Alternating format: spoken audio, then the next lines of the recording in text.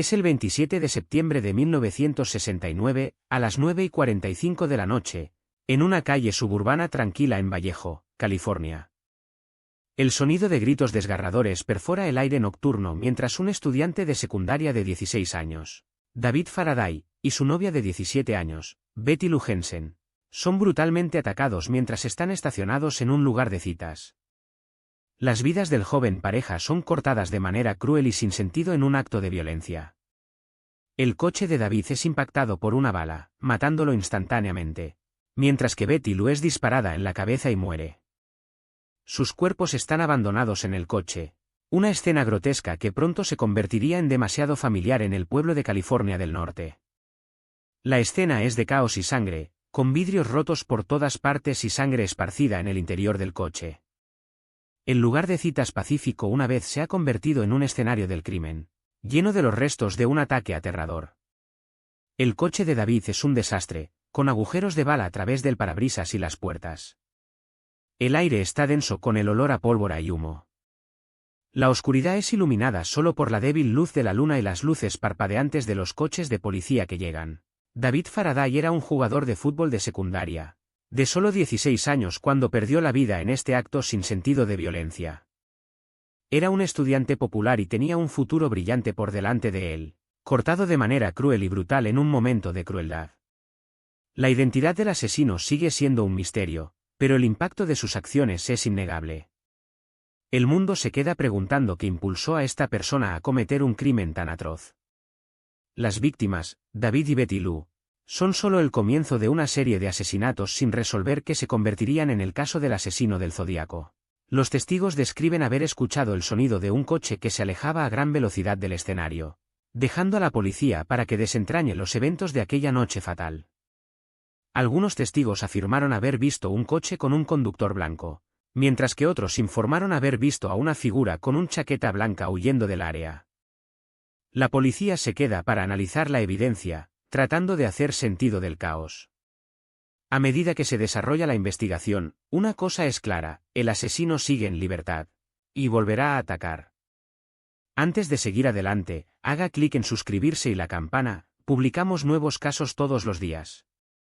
Voy a llevarlo de regreso al comienzo de esta historia, a un momento en que el asesino del Zodíaco era solo un susurro de nombre, un rumor de un asesino en serie que estaba aterrorizando el pueblo de California del Norte. Es finales de la década de 1960, un tiempo de gran cambio social y agitación. El país está en medio de la guerra de Vietnam, y el movimiento contracultural está ganando impulso. Pero en las suburbias tranquilas de California del Norte, una guerra diferente está siendo librada, una guerra de terror, una guerra de miedo. Exploraremos los primeros días del asesino del Zodíaco, desde los primeros asesinatos conocidos hasta las cartas criptográficas y códigos que se convertirían en un sello del caso. Exploraremos las vidas de las víctimas, investigando sus historias y el impacto de sus muertes en la comunidad. Examinaremos la investigación, desde los errores tempranos de la policía hasta su fracaso final para atrapar al asesino. Y exploraremos las diversas teorías y sospechosos que han surgido a lo largo de los años. Desde los códigos criptográficos hasta las posibles identidades del asesino, examinaremos todo en esta investigación exhaustiva sobre el asesino del Zodíaco. Nuestra figura central en este caso, Arthur Leigh Allen, era un hombre de 38 años que había sido condenado por abuso a menores en el momento de su arresto en 1974. Vivía en Vallejo, California con su madre, Blanche. Allen trabajaba como guardabosque en el Parque Regional de la Intersección de Cordelia y más tarde en el Departamento de Parques y Recreación de Vallejo. En ese momento, la relación de Allen con su esposa había llegado a su fin, y él estaba separado de ella. Su reputación en la comunidad parecía inmaculada hasta que la investigación sobre sus actividades revelaría un lado más oscuro. La vida diaria de Arthur Leigh Allen era aparentemente inofensiva. Pasaba la mayor parte de sus días trabajando como guardabosque, y en su tiempo libre disfrutaba de jugar a bolos y a billar. Fue descrito por aquellos que lo conocían como agradable y amistoso, aunque algunos lo encontraban a veces vanidoso y arrogante. Los colegas de trabajo de Allen lo describieron como callado y reservado, pero aquellos que lo conocían personalmente decían que era un poco un mujeriego. A pesar de su comportamiento cuestionable, aún logró construir una buena reputación en la comunidad, lo que más tarde haría que fuera difícil para los investigadores recopilar pruebas contra él. Lo que hizo que Arthur Leigh Allen fuera una figura simpática era su vida aparentemente ordinaria. En la superficie, era solo otro hombre regular, trabajando y criando a su familia. Su personalidad encantadora y su actitud amistosa hicieron que fuera fácil para la gente aceptarlo como uno de los suyos. Sin embargo, debajo de la fachada, una persona diferente estaba escondida. La capacidad de Allen para poner una máscara y engañar a aquellos que lo rodeaban lo convirtió en un experto en manipular a los demás, una habilidad que le serviría bien en sus futuras crímenes. Su encanto sería finalmente su ruina cuando los investigadores comenzaron a cavar más a fondo en su pasado. Aquellos que conocían a Arthur Leigh Allen personalmente creían que era una persona de confianza, lo que hizo que fuera difícil para los investigadores recopilar pruebas contra él. Sin embargo, no todos estaban engañados por su encanto. Los compañeros de trabajo de Allen en el parque notaron que a menudo estaba ausente sin explicación y que parecía tener una fascinación con los crímenes del asesino del Zodíaco. Era una señal de alarma que más tarde resultaría crucial en la investigación. Pero ¿sería suficiente para probar la culpabilidad de Allen? ¿O seguiría manipulando y engañando a aquellos más cercanos a él? Era una noche fresca el 20 de diciembre de 1968. El sol había puesto sobre la pequeña ciudad de Vallejo, California, proyectando una extraña luz naranja sobre las calles. La temperatura se mantenía en unos 55 grados Fahrenheit, con una ligera niebla cubriendo el área.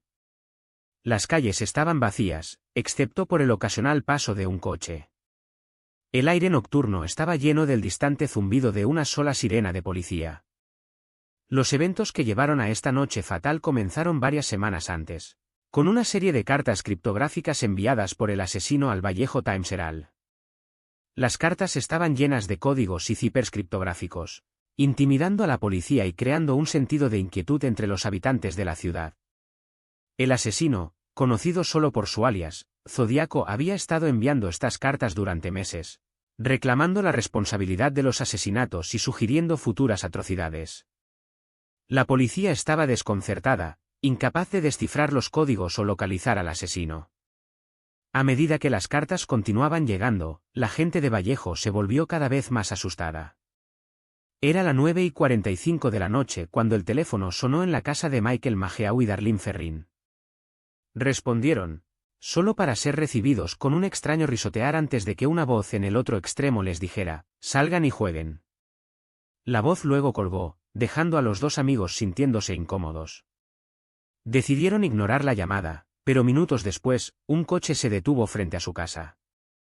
Un hombre con un arma salió y les ordenó que se metieran en el coche.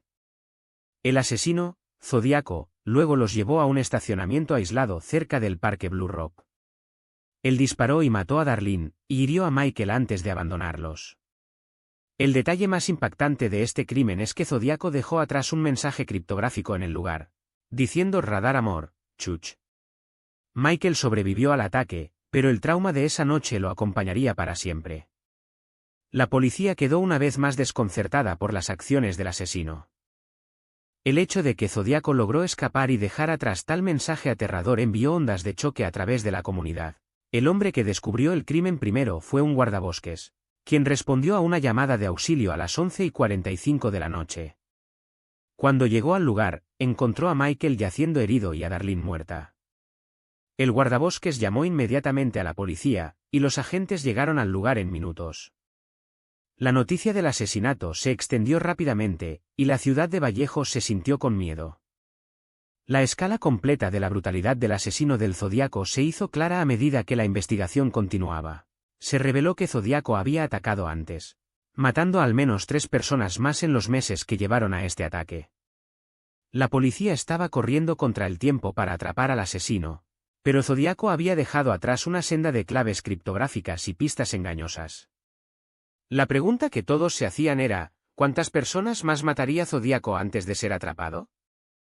La investigación estaba en marcha, y la gente de Vallejo se mantuvo con la respiración suspendida mientras esperaba el resultado.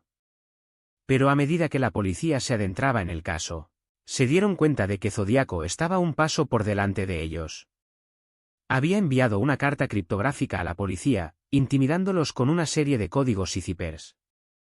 La carta terminó con un mensaje aterrador: mataré a más chicas esta semana. La policía quedó desconcertada y aterrada por la perspectiva de la próxima acción de Zodíaco. A medida que pasaban los minutos, la gente de Vallejo se preguntaba, ¿quién sería el próximo? En enero de 1969, el asesino Zodiac reclamó su cuarta víctima. A los 16 años Brian Hartnell y a los 22 años Cecil Schepper en el lago Berrayesa.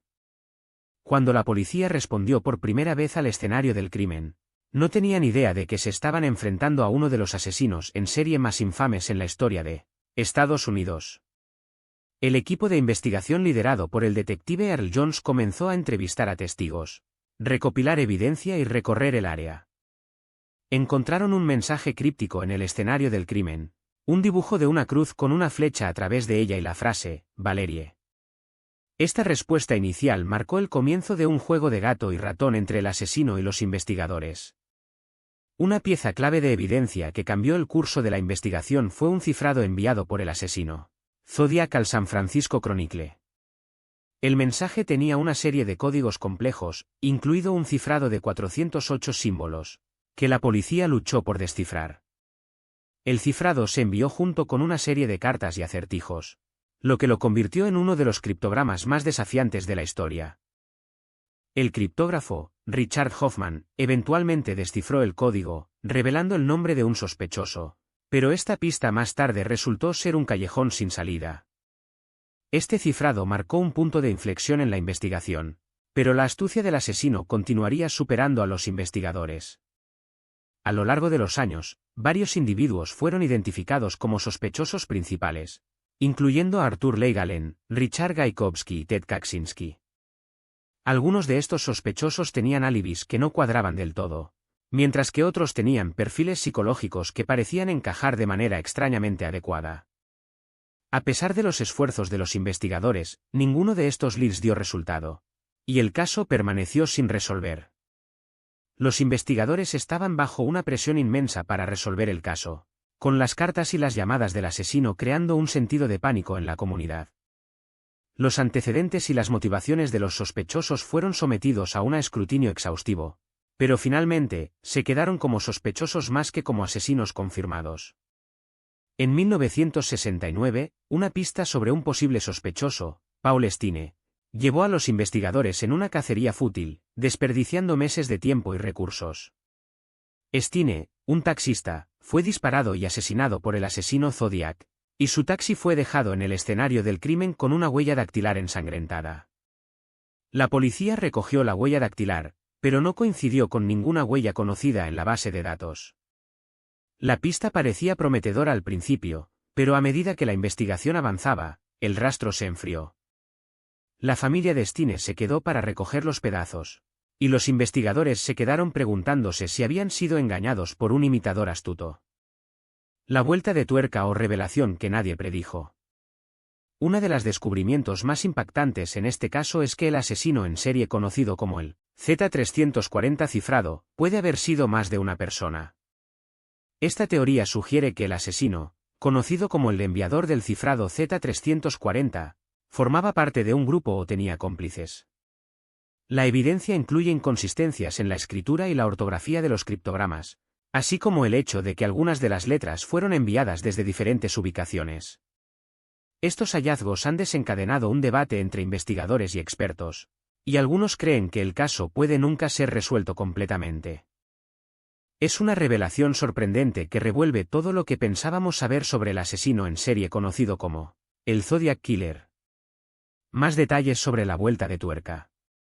La investigación más a fondo en la posible cómplices del asesino en serie Zodiac ha llevado a la identificación de varios individuos que se sospechaba que estaban involucrados en los crímenes.